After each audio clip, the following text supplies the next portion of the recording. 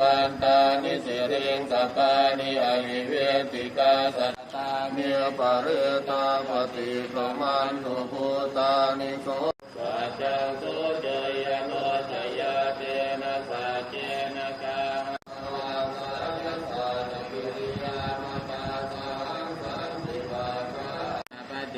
ธรรมะสหสังเกตเตมังหมะ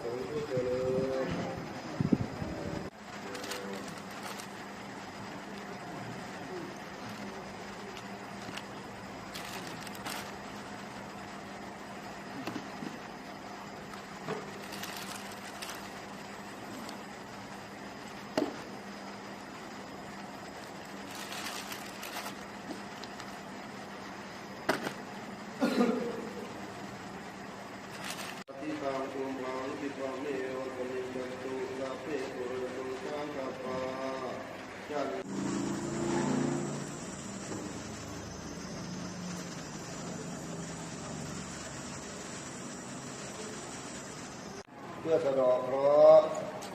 ต่อชะตาชีวิตของข้าพเจ้าในวันนี้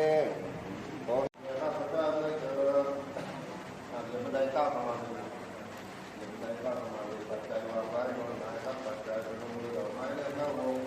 ปัจจัยวางไว้บนไหนครับปัจจัยเป็นมือดอกไม้เลี้ยงเข้าองค์ตาตาอธิษฐานอธิษฐานนี่นะ